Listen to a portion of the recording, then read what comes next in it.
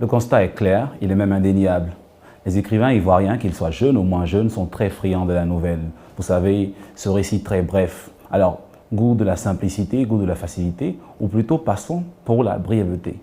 On en parle aujourd'hui avec Daniel Tiatozan, qui vient nous présenter Le secret de famille, un recueil de nouvelles. C'est tout de suite dans le décryptage.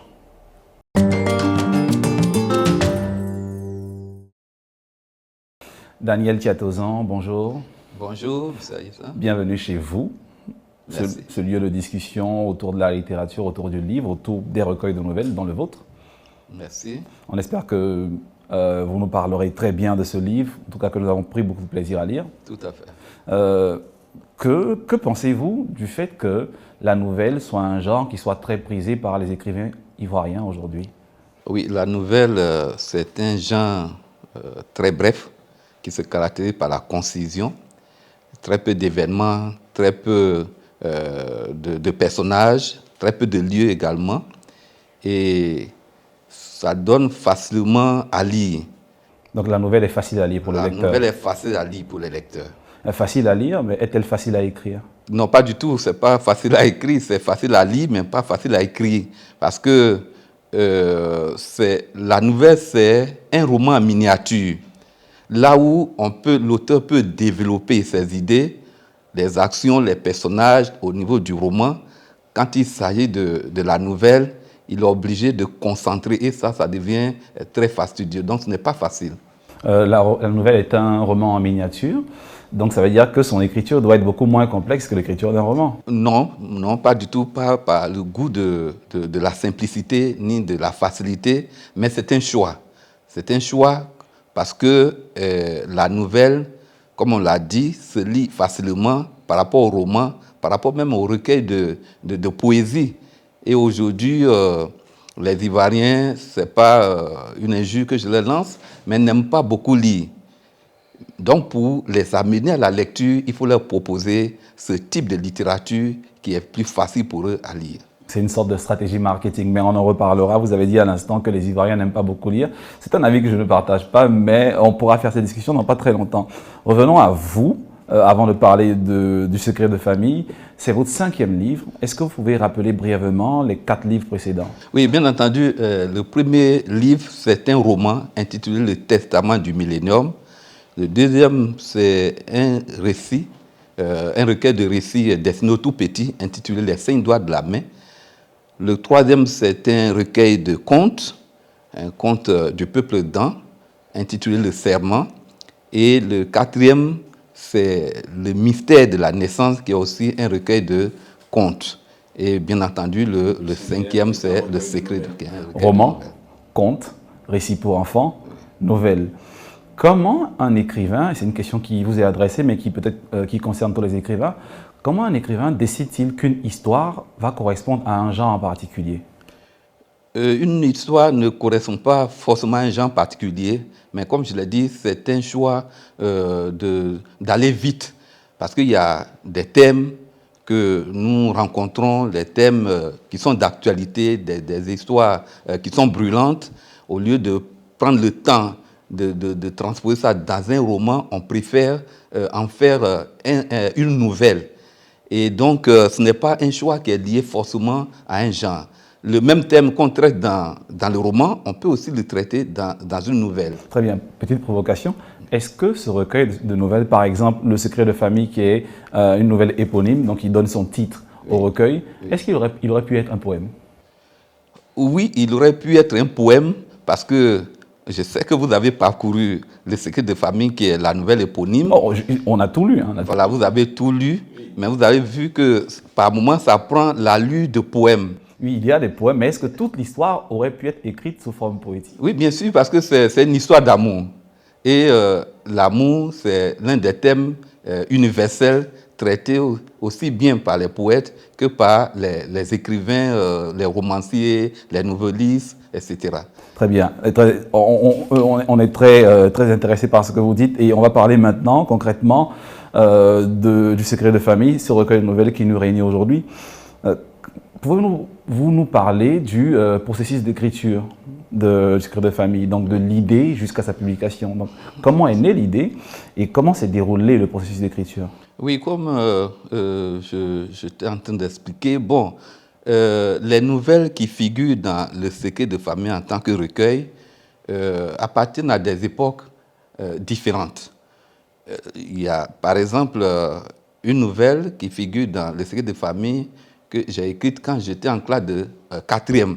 Mais avec le temps, ça a été amélioré, ça a été réécrit. Et d'autres quand j'étais au lycée, et d'autres encore quand j'étais déjà à l'enseignement. Et bien évidemment, après la crise militaro-politique que notre pays a connue, il y a justement une nouvelle qui a été générée par rapport à ces situations. On va en parler, soyez-en sûrs. Donc c'est pour dire que c'est en fait des situations que nous vivons, qui sont quand même des situations brûlantes, qui nous interpellent, que nous voulons écrire, mais pas forcément liées à un type donné, à un genre donné. Il y a cette scène où on voit un professeur qui a une relation avec son élève lors du baccalauréat. Oui. Donc, c'est une critique ouverte du milieu scolaire. Oui, c'est une critique, puisque moi-même, j'appartiens à ce corps. Et comme j'ai dit, il faut extirper les mauvaises graines. Et pour cela, il faut porter des critiques. Effectivement, lors des épreuves orales, surtout lors des épreuves orales, que ce soit du BPC, du baccalauréat ou tout autre examen, il y a toujours des complaisances affichées par certains enseignants vis-à-vis de certaines catégories de personnes. Ça peut être des protégés, ça peut être des copines, etc. Et vous voyez que je ne suis pas allé, comme on appelle, de mémoire lorsque je critique ces choses, parce que ce sont des déviations qu'il faut dénoncer afin que cessent ces pratiques-là. Au final, vous êtes du corps enseignant. Oui. Est-ce qu'écrire, c'est suffisant pour changer les choses? Oui, mais c'est une manière de sensibiliser la masse. C'est pour cela que j'ai dit tout à l'heure qu'on embrasse ce type de littérature pour amener les gens à lire. Et plus les gens lisent, plus ils sont sensibilisés. Et mon souhait aussi, c'est qu'un jour, ce livre-là soit étudié à l'école. Et là, le public va encore prendre de l'ampleur pour que la sensibilisation passe beaucoup plus. Vous l'avez dit, il faut laisser le lecteur se faire sa propre opinion. C'est d'ailleurs ce qu'on va faire en appelant maintenant l'instant lecteur. Pour parler du recueil de nouvelles de Daniel Tiatozan, nous recevons aujourd'hui non pas un lecteur, mais une lectrice qui a lu le livre et qui a plusieurs, ou une, ou deux, ou trois questions à poser à l'auteur. Urbaine Fumbe, bonjour. Bonjour monsieur. Bienvenue chez vous. Merci. Dans ce milieu littéraire, ce monde où on parle de littérature, on prend plaisir à parler de livres. Donc j'imagine que vous êtes une grande lectrice. Oui, un peu. Un peu. Combien de livres lus par semaine, par mois? Un livre par semaine, 4 livres par mois. 4 livres par mois. Ah, c'est beaucoup. Donc on va dire des livres plutôt ivoiriens, africains, internationaux. Ivoiriens. Essentiellement ivoirien. Ivoirien. Ah ben c'est très bien. On a un auteur ivoirien face à nous que vous avez lu et vous avez une question pour lui. Il est à vous. Bonjour docteur Zan. Bonjour mademoiselle Fumbe.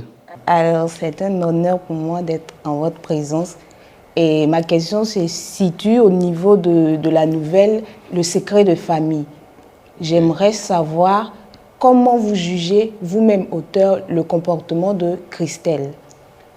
Merci pour la question. Christelle, comme il est décrit dans le livre, elle appartient à la bourgeoisie, à une classe bourgeoise. Et nous savons aussi que les filles à papa, qu'on appelle filles à papa, généralement ont des attitudes qui sont un peu à dénoncer. Et le cas de Christelle, elle, à son âge, comme ça a été dit dans l'œuvre, à son âge, elle avait environ 18 ans, 17-18 ans. Elle avait déjà dans son carnet d'adresse, en termes d'amants, elle avait au moins une vingtaine de personnes. Donc déjà, c'est une attitude que je condamne. Et puis de deux, elle aime Batois, mais l'incident qui s'est produit, qu'on ne va pas dévoiler ici, l'incident qui s'est produit, malgré cet incident, elle continue d'aimer Batoua. C'est pour dire qu'elle avait quand même un amour sincère pour Batoua, mais malheureusement, les voies qu'elle a empruntées étaient des mauvaises voies. Et donc, je peux dire que dans un premier temps, c'est une fille qui est amoureuse, qui sincèrement aime, et c'est ce qu'on recommande à nos jeunes filles, faire un choix par amour et non pas par intérêt, parce que Batoua est issue d'une famille de pauvres, de paysans. Elle aurait pu s'en tenir à sa classe sociale, ce que ses parents ont toujours voulu pour elle. Urbaine Fongbe, j'imagine que vous êtes satisfaite par la réponse de l'écrivain Oui, dont vous très avez lu le livre. satisfaite. Très bien, on espère vous revoir très bientôt. Bien sûr. En attendant, il y a quelqu'un d'autre qui attend de poser cette question. D'accord. La question cette fille. Coucou, moi c'est Soro Stéphanie. J'ai lu l'œuvre de Daniel Tiato Zan, intitulée Secret de famille. Et j'ai une question pour lui. Dans la nouvelle Une femme pour deux maris, ne peut-on pas dire que vous êtes un peu trop critique envers les femmes? La question qui m'est posée, parlant de la nouvelle intitulée Une femme pour deux maris, ici ce n'est pas la critique de la gente féminine en général. Il s'agit plutôt de certaines femmes qui sont mariées et qui entretiennent des relations coupables avec leurs amants. Ça fait deux choses. Ce n'est pas toutes les femmes. Tout à fait, on pourrait bien dire que vous défendez quelque peu les femmes. Je vais lire un extrait de la nouvelle Moi, une réincarnée, dont on va parler également. C'est Edwige, le personnage étrange, qui s'exprime ici. Elle dit « Je comprends difficilement l'attitude des hommes envers les femmes, Solange. Ils ont créé de toutes pièces une société phallocratique subordonnant la femme à toutes les activités sociales, politiques et culturelles. Dans leur conscience, la femme est le confluent de tout ce qui est funeste, le symbole de la décadence sociale, un être méprisable dont il ne se défend pas pourtant. » Que pensez-vous de ce que dit Edwige ici? Oui, je donne parfaitement raison à Edwige, parce que les femmes, ce sont nos mères, les femmes, ce sont nos compagnes, et très souvent, on entend dire que la femme est le démon, même dans les religions, on parle à l'origine du monde, on trouve que la femme, c'est elle qui a péché, et pourtant, la femme est la compagne de l'homme, et c'est la femme qui donne la vie.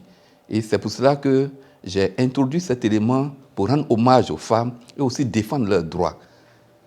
Rendre hommage aux femmes. Pourtant, dans la nouvelle Une femme, deux maris, à aucun moment vous n'accusez l'amant. C'est plutôt la femme que vous accusez. Vous auriez pu dire l'amant du mari de la femme. Vous dites une femme, deux maris. Elle n'a pas dragué l'homme. C'est l'homme qui a été la courtisée. Donc pourquoi accuser la femme alors si vous êtes un défenseur de la femme? Oui, j'ai dit tout à l'heure que ce n'est pas toutes les femmes que j'accuse, mais c'est une catégorie de femmes qui ne font pas honneur à la gente féminine. Ici, par exemple, la femme a été séduite par un homme. Oui. Donc, est-ce vraiment la faute de la femme? Non, mais dans Une femme pour deux maris, c'est vrai que le titre est un peu accusateur. Tout à fait. Mais dans les faits, ce pseudo-beau-frère qui était en réalité l'amant. Il ne faut pas l'avouer déjà parce qu'il faut que les lecteurs découvrent. Voilà, justement. Oui. Donc, on a un pseudo-beau-frère, tout à fait. Voilà, donc il a eu quand même sa part de correction. Oui, il a eu sa part de correction. Est-ce normal? N'est-ce pas normal? Les lecteurs décideront pour nous. Revenons rapidement à la nouvelle Moi, une réincarnée. Oui. Histoire fantastique de quelqu'un, d'une femme, Edwige, qui dit avoir vécu une vie antérieure où elle était un homme et surtout un soldat. Oui. Mais au-delà de cette histoire qui est fantastique, on ne sait pas, vous nous direz si vous croyez à la réincarnation, on a l'impression que c'est une critique ou c'est un rappel de la guerre on reconnaît la guerre de 2002. Tout à fait. Et je ne vais pas vraiment dire que ce n'est pas réel, mais j'ai été inspiré de ces faits-là, de cette guerre. Cette guerre m'a donné matière à réflexion. Et également, comme j'ai dit tout à l'heure, l'écrivain, c'est quelqu'un qui rapporte tout ce qu'il vit autour de lui. Nous avons vécu cette guerre effectivement, parce que nous étions à Bouaké.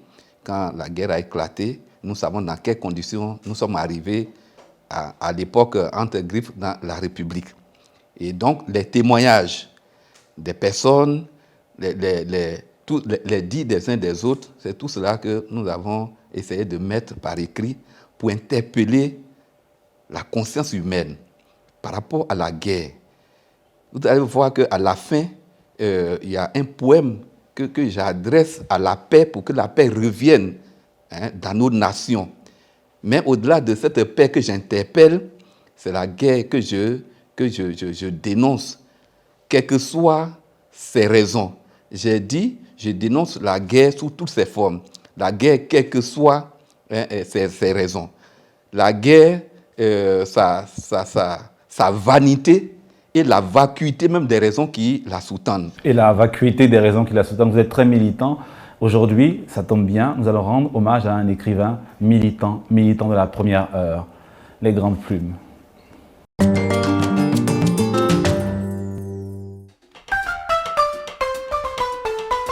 Ngozi wa Thiong'o est le 5e fils de la 3e des 4 femmes de son père Thiong'o wa Nduzu. L'enfant fréquente l'école de la mission presbytérienne de l'église d'Écosse avant d'entrer en 1946 dans l'école indépendante, religieuse et nationaliste Karenga. Le jeune garçon fait montre de réelles qualités scolaires et obtient une bourse pour l'Alliance School, seul collège kényan à former des Africains sous le régime colonial britannique. Ngozi wa Thiong'o poursuit donc sa scolarité en anglais alors que la situation politique du pays commence à se dégrader puisque des voix s'élèvent contre le colonialisme anglais. La violence embrase peu à peu le pays. Ngozi wa Thiong'o rejoint alors l'Ouganda et s'inscrit à l'université Makerere en 1962, qui est alors le seul établissement universitaire d'Afrique de l'Est dépendant de l'Université de Londres. Il y dirige la revue Point et se fait connaître grâce à sa première pièce, L'Ermite Noire. Figure dominante de la littérature des années noires, il a très tôt adopté des positions radicales sur la politique néocoloniale de l'establishment kényan. Il participe à une conférence controversée sur le sujet au sein de l'université Makerere.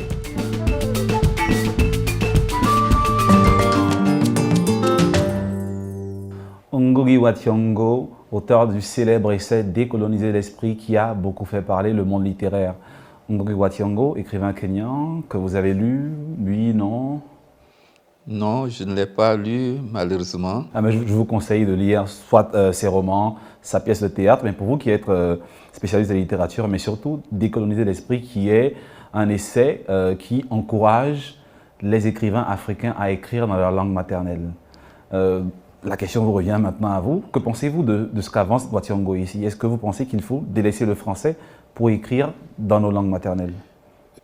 Pas délaisser le français.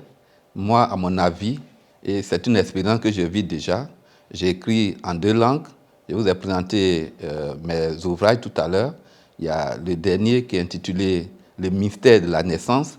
C'est écrit en 2 langues, en langue française et en langue dan.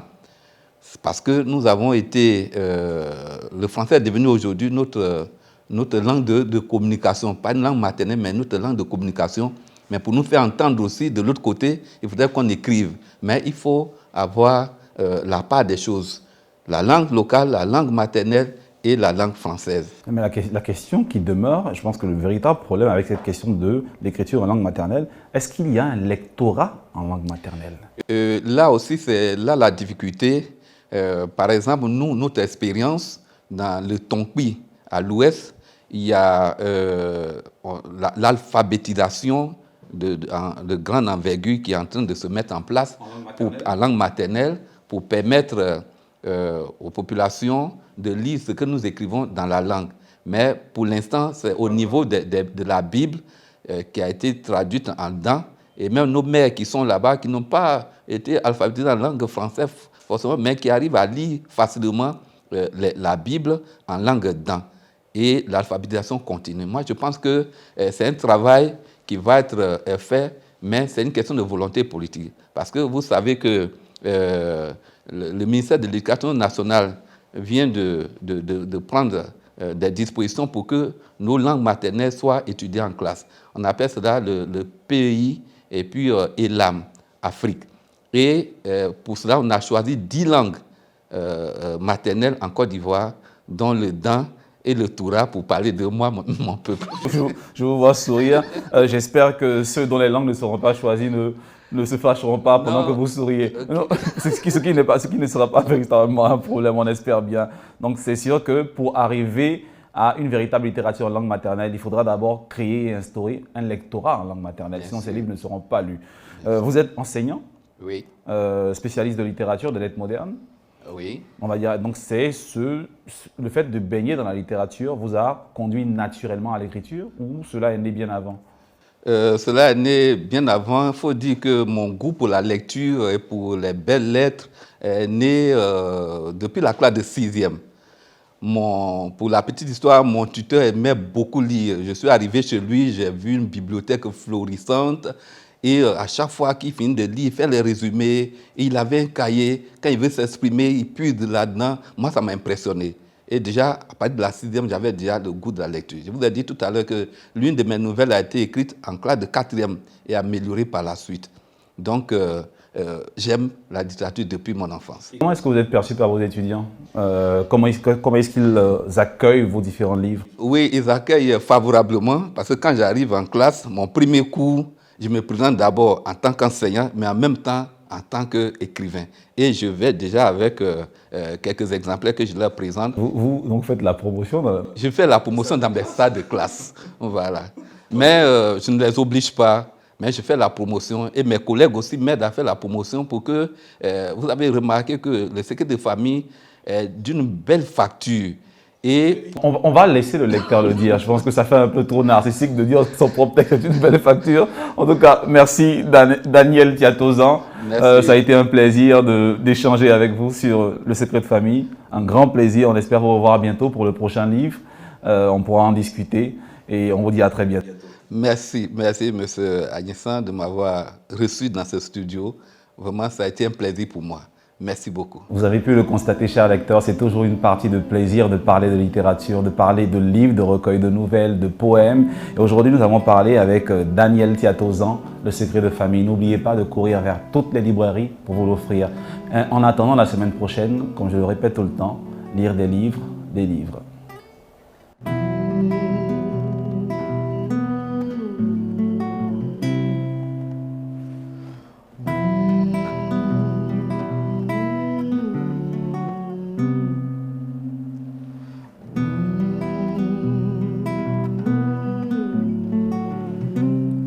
Allô maman, c'est Placide.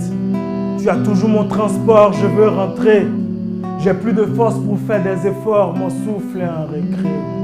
Le ciel de ma vie est édenté, mon avenir est noyé de salive. Je ne sais pas où couvrir mon feu quand la police chasse le virus à des heures tardives. Moi dans le lit et le trottoir, ton album photo, mon coussin. Je t'appelle peut-être trop tard, mais tu demeures mon poussin. Mon climatiseur, le souffle de Dieu qui caresse mes vides abdos. On dit que la Covid tue plus de vieux que d'ados. La solution à un tel problème devient elle-même un problème. Les mesures m'ont fait plus de peine que la Covid elle-même. J'ai plus de doigts pour compter les morts, plus de toit pour dompter les sorts, plus les yeux pour lire l'avenir. Mais j'ai les oreilles creuses pour entendre tes sourires. Le seul feu qui me donnait à manger est couvert. Marmite sans tête. Le seul billet qui me restait m'a servi à acheter un cache-nez pour pas être à découvert. Peut-être. Avoir la tête en l'air réduit nos forces. Je reste concentré sur mon geste. Le chiffre 9 est plus faible et amorphe quand il lève la tête. J'ai cru qu'en embrassant mon ennemi, je gagnerais la lutte. Mais avoir la tête de Drogba ne suffit pas pour atteindre le but. Je croyais que les puissances du monde étaient son terminus. Mais les nucléaires, c'est pour les hommes, pas pour les virus. Maman, on dit que l'État a décaissé des millions pour les démunis. Je ne sais pas de quelle ethnie il s'agit. Mon voisin de l'autre pont dit qu'il s'agissait de nous et qu'il fallait qu'on se fasse recenser et que l'État c'est notre nounou. Qu'on nous enverrait des vivres, de l'argent, mais moi, j'ai pas de compte, moi, j'ai aucun papier. J'ai juste faim. Par contre, mon voisin de l'autre pont dit qu'il s'est bien renseigné et qu'on exige même une voiture pour avoir accès aux dons. Il panique. Il pense que j'ai raison. Demini, ça doit être le nom d'un groupe ethnique.